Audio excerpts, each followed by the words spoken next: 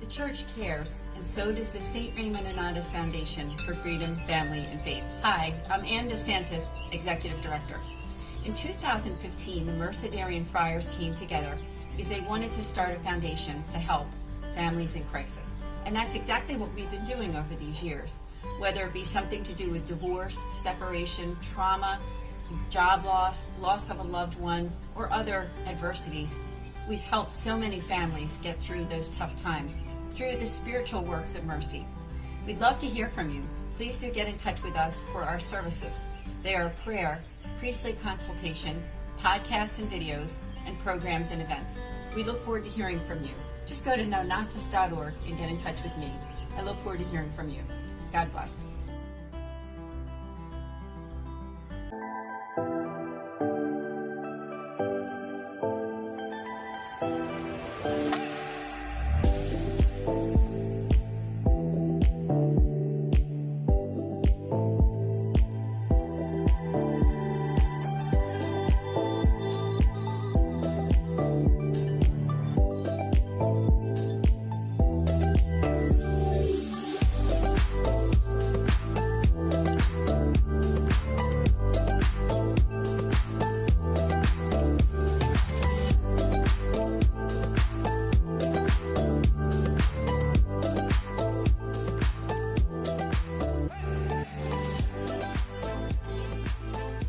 Fiat Ministry Network and Patchwork Heart Ministry present Journeys in Faith. Now, here's Ann DeSantis.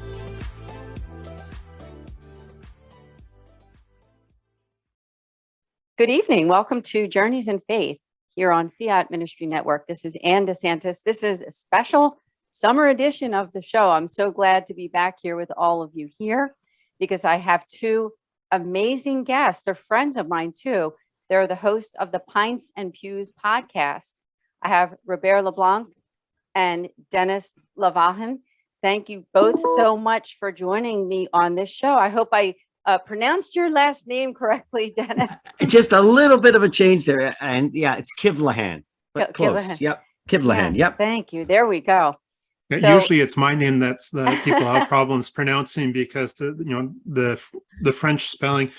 My whole life it's been Robert. It's like Yep. Robert. It's Robert. Dennis made that mistake once.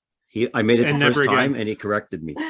But it's great to be on your show. And you did say amazing guest. So she's talking about myself and yourself, Robert, just in case we were wondering who she was. I was wondering who else was coming on the show. Yeah, exactly. No, thank you so much. Looked over Ann. my shoulder here. Yes. Thanks, Ann. Great to be on the show. Oh, thank you. Now, I love your tagline, which I'm just going to read right here, is that our two guys talking about the Catholic faith over a couple pints of their favorite craft beers. Now, I was a guest on the show a few months back, and admittedly, I was drinking a glass of wine instead of We'll bend beer. the rules a little bit. We for bend the friends. rules for a few people. Yeah. Well, thank you both again. I thought we could just start out with a little bit about both of you. You are both teachers and you're in the Toronto area. Why don't we start out with you, Robert, just a little bit about yourself and your family, and then love to hear how you both came together for the Pints and Pews podcast. Yeah, so born and raised here in the Toronto area. Like I said, it was a bit of a bane of my existence growing up in an Anglophone area with a Francophone name. I always say I was in the French quarter of Newmarket was probably my house and the next door neighbors, and that was it. And I grew up as a cradle Catholic, Catholic schools, elementary school, high school, but it really wasn't until later in life that really came to the fullness of the Catholic faith and the deep appreciation for the faith. And it's been a wonderful journey ever since. Yes, I've seen part of that journey too, just getting to know you as we became acquainted during the pandemic. More of these like online conferences and a lot of podcasting was going on. And of course, I'm grateful that we became acquainted and you've actually done some podcasting too for the foundation I represent. I'm so grateful for that too. It's truly been a blessing, and making your friendship has been a blessing. And like you say, doing the work, doing the Lord's work and getting out in the vineyard, as much as it's a struggle, sometimes truly is a blessing for all of us. And I think Dennis would concur on that as well. Yes, absolutely. Dennis, let's hear about you and your family, your work. Absolutely, Robert. I would definitely concur. First of all, thanks for having us all the way from Philadelphia. I think this is my first podcast south of the border. We did one out in Edmonton, which is a lot further away from Philadelphia, but this is the first one south of the border. And my journey is a little bit different from Robert's. Certainly grew up in an large Irish Catholic family, which speaks to a lot of your American listeners for sure. I was the youngest of 8. My mother and father were both Irish immigrants to the country, so they came out in the 1950s. My mother actually was a widow with 6 children, and then she married my father and then had myself and my next eldest brother. So there was 8 in total. My father just passed away this year, so both my parents have now, unfortunately, they're both gone, but we continue to pray for them. But I grew up in not an overly devout family, but certainly the case was Sunday Mass was just the norm. There wasn't anything that you did, you could do many things on Sunday, but it started with Mass every Sunday morning. And like Robert, certainly, in my late teens and university years, fell a little bit away from the faith. But certainly once I got into the teaching at a Catholic institution like Robert, certainly befriended some Catholic teachers as well later on, Robert. My faith journey is certainly starting to take hold a little bit better. And certainly we're going to talk about that when we do talk about the podcast that myself and Robert started a couple of years ago. But it's one that basically Mass, confession, those things were always a part of my life. But it's just listening to certain podcasts in the last couple of years, developing more of a prayerful life, that I've certainly started to explore my faith a little bit more recently. Yeah, wonderful to hear that. And also the way that you came together, because I do know a little bit about that because I was on your podcast too. And you are both teachers as well and very well acquainted. I love that story about how the idea came about. I wondered if one of you could tell that story. Maybe Robert, we'll go back to you. I think Robert probably tell it best in that respect. Robert will tell it best. Robert's scrambling to try to remember. I'm so used to doing these with a beer in hand, and I see Dennis taking a quick drink there. And we both said that we were just going to have water today, and just kind of so out of the ordinary not to have a beer on the go. So where did the podcast come from? Sorry, excuse me. Like Dennis said, through working in Catholic schools, because we are blessed up here in Ontario to have publicly funded Catholic education, we got to meet a number of Catholic gentlemen as well that were in the teaching profession. And we would get together about once a month, give or take, Dennis. Maybe once every couple of weeks, yeah. At a local pub, and over a pint or two of our favorite beers, we would just be having a chat amongst Catholic gentlemen. And over the years, and as the pandemic hit, I did have a side ministry, catholicmoment.ca, and I was doing some YouTube videos. And as we were making our way through the COVID lockdowns, I said to Dennis, we're usually having a beer and talking about the faith. Why don't we just hit record on some of those conversations and see where it goes? Is really that faith and fellowship aspect. And it's, we're having those conversations all the time. We both work in the same school.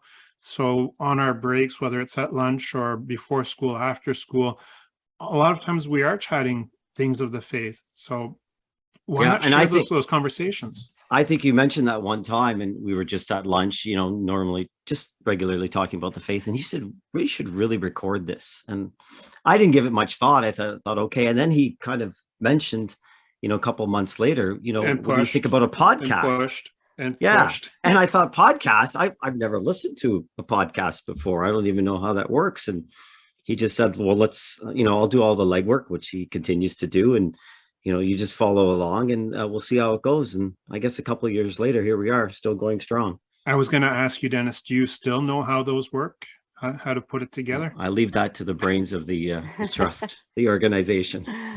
And so when I approached Dennis about this, and I said, we're going to have a beer and we're going to talk about the faith, we got to come up with a name. We need a name for this. And really liking that notion of alliteration.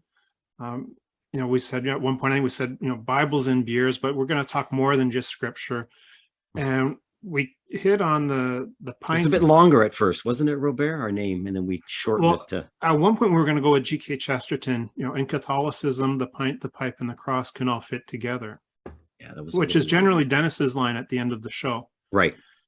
Um, and yeah, it was a little bit longer. So we were going to then go with pints in the pews. Right. And I can't remember, Dennis, was it your wife or my wife that said that's condoning drinking in church? I think it Oh. was your wife that mentioned that. Yeah, we don't want to have pints in the pews because we don't usually have pints in the pew, or we don't ever have pints in the pews. But yeah, then we got just pints and pews, and it fit much better on the baseball cap, as you know, Anne. I have to show this, which Oh, I know of it's course. looking backwards here because it's- of the looking Zoom. good. Okay, Looks but there really it good, is, yeah. my own cap, and I'm Well, we'll proud to all be put part of the them- family. We'll all put them on. There we go. Mine's a little too, my head's a little too swollen for the baseball hat, but yeah, just because of the summer heat and being inside, I don't know if I'll put mine on, but I want to be glad to show you and that I do wear that a lot when I'm outside walking and things like that. So Thank you. thank Excellent, you. Anne. And we're going to have to get some Journeys in Faith swagwear to wear around as well. hey, yeah, that's a great idea. I should do that. I do have a mug, so keep an eye. Maybe we will think about doing that, doing Excellent. baseball caps or something. But I love that idea. Now we're going to be having to take a break real soon. But before we do that, I just wondered if you could share with us, what has it been like over these past 2 years? Because you've interviewed just so many great guests.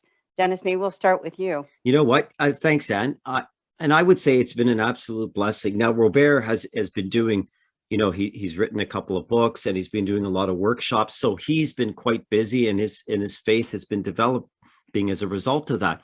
I found these last 2 years of the podcast, just speaking with Robert and the excellent guests for the most part that he has lined up, has been a great spiritual development for myself. It's incredible, yourself included in that list, Anne, that these people have come on to this show, and I've been absolutely inspired by them. It really has. I can't believe in these just, 30 or 40 broadcasts that we've done, the amount of not only information, but the amount of the depth of the faith of these people. And for me not to be inspired, it's impossible. It's been really, really, truly a blessing. And I'm sure Robert would concur with that. I have to share, and that the episode you were on with us, which was this past April, has gotten some really fantastic feedback, and people were really moved by your story and by your work with the foundation and your book, Love and Care for the Marginalized. So it really did move people. And I would have to agree with Dennis. Listening to our guests and getting to know our guests and hearing their stories and what they're doing for the faith has been absolutely amazing. And it really bolsters our own faith. A lot of times we're doing these through the school year. So it's during the work week. So we've put in a full day and we've come home and done what we need to do at home as husbands and fathers. And so we're not starting to record until closer to 9 o'clock at night. And I mean, numerous times as Dennis and I have been preparing to record the episode before the guest has arrived, we've been like, man, we're exhausted. We're tired. Why are we doing this? I really don't have anything to put into it right now. And then we'll do the interview with the guest and we are revitalized, regenerated. And we go, wow, that was just so amazing. And what the guests bring to the show and what they bring to our own lives, we hope it's conveyed through the podcast to others to reinvigorate their own faith journeys. I think it is. And I also think your knowledge of catechesis, you're both catechists, so it's something that's really integrated in, that you're not only are you having fun talking about your faith, but your knowledge of faith also comes through on the podcast. And we do have a lot more to talk about in that respect. So we're going to take a quick break. We'll be right back here on Journeys in Faith in a few minutes.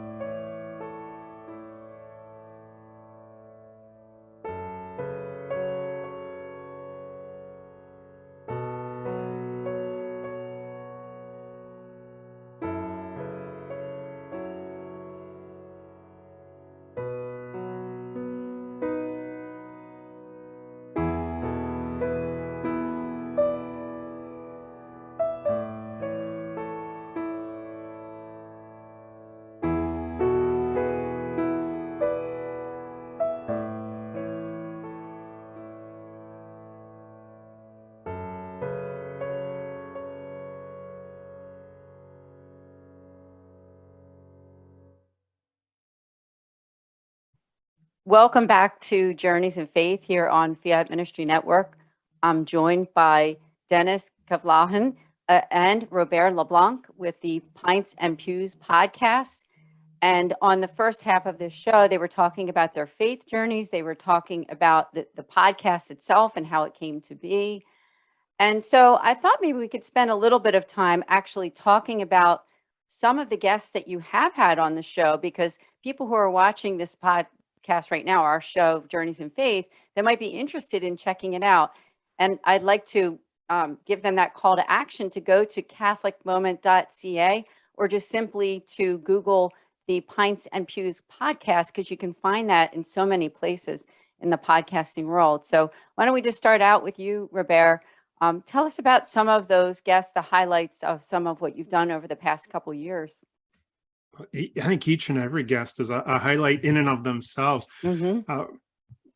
Dennis and I think we were about 5 or 6 episodes in when we finally got up the courage to say, let's have a guest on. Let's invite another voice into the conversation. And again, because it was new territory for us and we really weren't sure how it was going to pan out and how it was going to work, we actually called on a good friend, Father Matt McCarthy, who is the vocations director here in the Archdiocese of Toronto. And Father Matt had actually been a part of that group of Catholic gentlemen that would get together on a monthly basis and chat about the faith over a pint. So it really was like old times when we had him on the show. And that was a great introduction for us to get into interviewing others. And then from there, we've interviewed a number of other different podcasters out there, because there's so much fantastic Catholic content out there. So from there, we interviewed a friend of ours, who's now a friend of ours, the Catholic Canuck, David Scubin out of Edmonton, Alberta. And again, because I'd done a few podcasts with him, it just made it that much easier. And then kind of a bit of a health crisis struck the Pints and Pews podcast shortly after that interview. And Dennis went down for a couple months and he couldn't join us. So I really did have to fly solo a little bit. And I'm just, through my mind now, trying to run the gamut of the different guests that we've had. Well, I think they were your highest ratings when you had done that stretch by yourself, Robert, from August to December of last year. But so maybe I should take a little bit of a break, and we'll see who has better ratings on their own, yourself or myself. I think you had that Chesterton expert, did you not? The Fulton Sheen, yeah. Fulton Sheen, excuse me, yeah. Yeah, so Al Smith. I like to call him the Sheen Machine. Yeah, so you would know Al. Yeah, you've done some great work with in fact, he's a good friend of Fiat Ministry Network, has been on the shows on the network several times, and actually had his own show for quite a while. I don't know what's going on with that right now, but he is very close with our network. Yeah, I think just another very busy gentleman from what I see through his social media. He's been at a number of conferences of late. And again, fantastic story there as well. And the Cordial guest Catholic has the Cordial Catholic, yep. Who, as we were about 10, 15 minutes into the episode, I always smile when I listen back to it. You can pinpoint the moment where we realized we were both from the same hometown. All right. Oh my goodness. Wow. And he does fantastic work as well. Great story. He was a non-denominational evangelical who converted to the Catholic faith. And from that, he's got a weekly podcast and fantastic work that he does there. Another one of our friends, and we had Dominic D'Souza on from Smart Catholics. Good friend of mine. And again, the story, and as he was talking about working in the graphic design business, and he was doing cutouts of Christ for an advertisement, and having a vision and a moment with Christ while he was working with that really brought him into the faith. And I would have to say, Dennis, I think for me, that's always been the big highlight, is listening to their faith journey and what they have to share for that. I don't know. Yeah, and it doesn't really matter if they're a lay person or religious or priest. I mean, we've had a couple of priests who were of little faith or no faith, and they both we were amazed by their stories, Father Mhm. Greg, and most recently my parish priest, Father Chris, and no faith at all. And there's great priests now. So I think it just speaks to each one of our journeys and how, for some of us it comes early, for some of us it might come a little bit later, but we're all going on that journey, and we're continuing that journey every day of our lives, right? Mm. Well, thanks for bringing up journey, since that's the topic of this show. Exactly. I think you both have done a great job talking about, what you've done with this podcast and also your faith life too. I wondered if we could also talk a bit about your teaching and any tips that you might want to give for people watching, parents who want to catechize better their children and their families. I don't know if you had any words of advice, even some simple things that would help to draw them closer as a family and closer into their prayer life. Maybe we'll start with you, Dennis. I didn't know if you had any Yeah, tips I that you want to think share. I certainly, and I was lucky enough to teach history and civics for many years until I'm now teaching religion full time. But what I think worked best in the classroom, and I don't know if Robert will concur, is certainly, we're going to talk about the Catholic faith, that's it. But I can't, especially senior students, we're talking, grade 12, 17.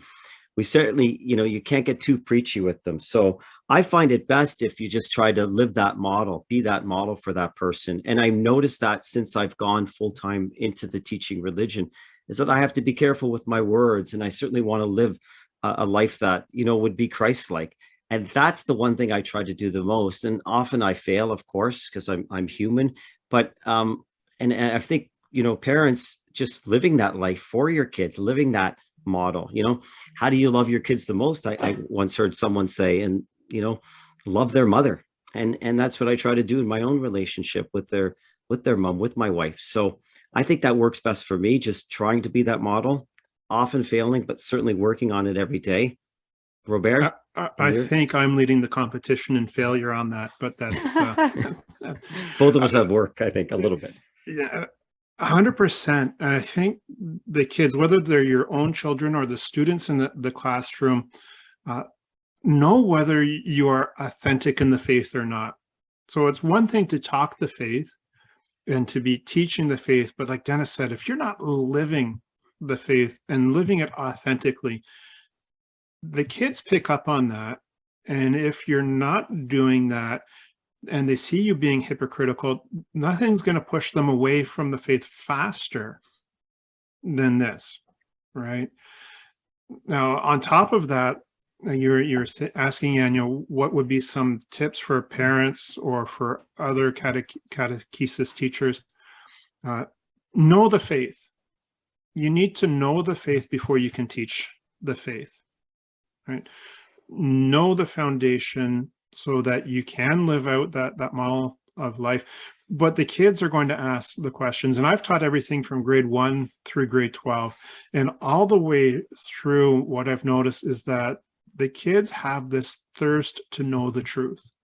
And they want to know the truth. And they want to know the teachings of the Catholic Church. And they're going to ask questions. And they're going to ask very difficult questions. So you need to be ready to answer them. But that being said, if you don't have the answer, don't make it up either. No, I don't know this. I don't understand. I'm not sure what the church teaches on this, or I'm not sure what scripture says on this. Let's look into it together and let's figure it out together. And always done with charity in mind as you're taking them on that journey, for sure. Oh, 100%, 100%. And I know I can be guilty at times of not being as charitable as I should be. And like Dennis said, we all stumble, we all fail, but that helps us to walk the walk better afterwards. I love what you both said, the authenticity. It's so funny that you use that word, Dennis, because, and I think you both actually use that word, is that kids do pick up on that, don't they? Mm-hmm. And they don't want anything that's fake. They don't want anything to do with something that's not real. And they see through it, I think, pretty easily too. So that was very intelligent of you both, because I completely agree with that statement. And I think the way that we live our faith and really love our faith, really, isn't that the best way that we can evangelize? is to not be too mechanical about it, right? Making it something very natural that we're living every single day of our lives. And so I just commend you both for your work, because you're really out there, living it day to day in your vocation as teachers and catechists. And so I'm just very grateful to people like you for your hard work every single day of the year. I mean, now we're in the summer, right? So you get a little bit of relaxation bit of a until break. school I think we're starts up just- again. And I think we're just planting a few seeds along the way, and hopefully they take hold. We pray that they take hold. Yeah, I think that's the biggest struggle. Like Dennis says, we're planting the seeds, but we don't always see the flowers blossom. Right. And that's Exactly. very, very difficult. And it is a struggle. It is difficult. So I would say to people, and especially with parents, stick with it, persevere, pray. And as your children hit those teenage years and those questioning years, and they do fall away from the faith, like Dennis alluded to earlier, both of us, we can go back to our high school and university days, and there's not some very proud moments in there. But continue to pray for your children. I always say the faith is a lot like, I say garlic, or you could say tulip bulbs. You plant them in the fall and they lie dormant through the dark days of the winter, but they will eventually bloom and grow. And I think you mentioned as well, Anne, in a lot of your talks, and to accompany them along the way. That's what you have to do. Be an ear for them, right? Don't always talk over them, but certainly, listen to them, right? And with that, with everybody we come in contact with, be the ear for that person, hopefully. Amen. Because everyone has a bit of wisdom, don't they? I mean, no matter where they are, 100%. There's wisdom to be found in the youngest of people and the oldest of people, and all of those in between times of And our sometimes the lives, most right? unlikely of people as well. You're right. Yes. Amen. Amen. Now, as we're coming, not in a little while, not right away, but to the close of the podcast, I wondered if you could tell us what's going on for you this coming year, if there's any call to action or something that you wanted our audience to know about your podcast or about your ministries. Love to know. Well, that's Start the out with expert, you, Robert, Robert. maybe. Yeah. Yeah. Survival. Survival. Here we are. We're approaching the end of July, and the back to school dreams have already started. So with the podcast, we've got a few guests lined up for the near future. I always drive Dennis insane because I would have guests lined up for the next 3 years.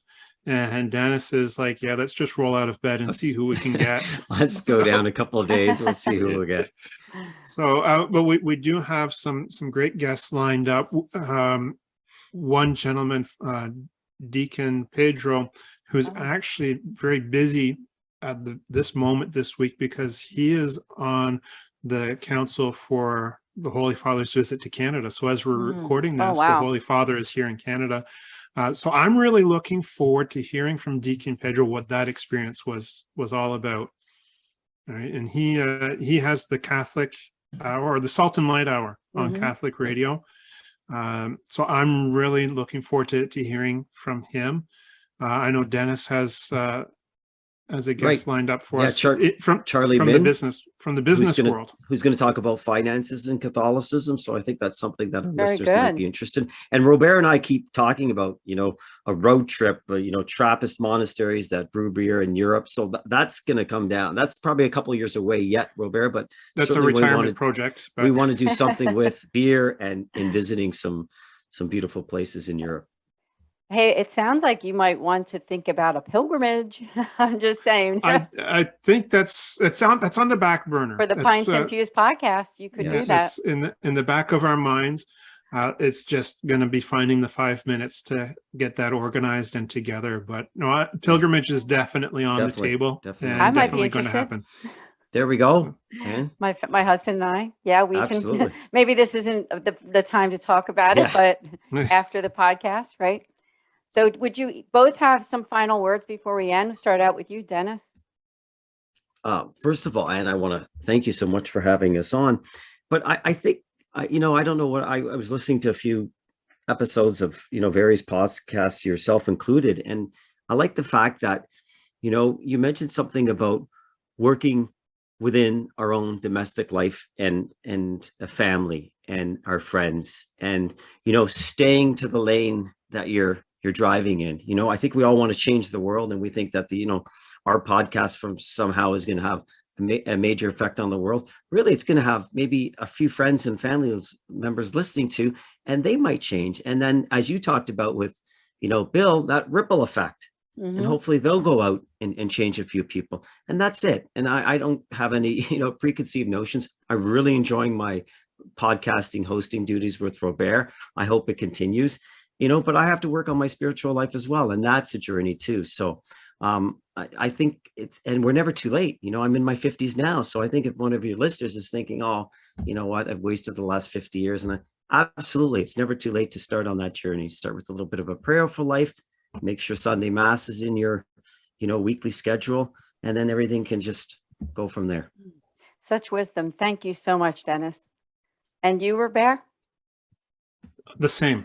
No, I like you say, such great wisdom. Like to follow that up, I would say, persevere in the faith as we go through those moments of spiritual dryness. Is continue to pray, continue to persevere in the faith.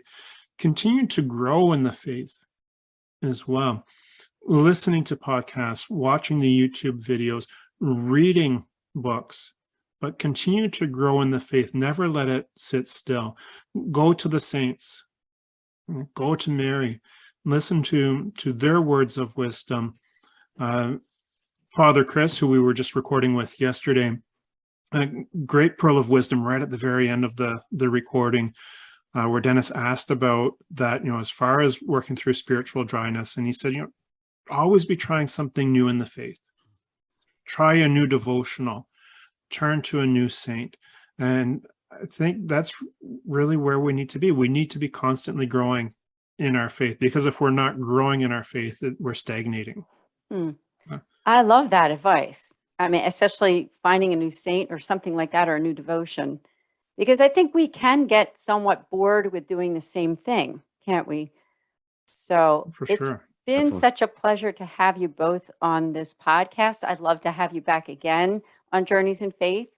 Thank you both, Robert and Dennis.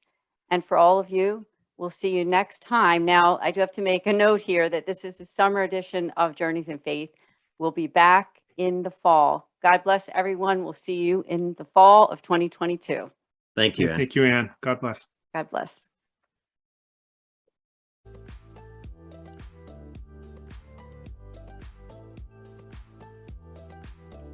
Journeys of Faith is a production of Fiat Ministry Network and Patchwork Heart Ministry. For more information about Journeys of Faith, email info@fiatministrynetwork.tv. And be sure to friend, follow, and like us on social media. Just search Journeys in Faith with Ann DeSantis.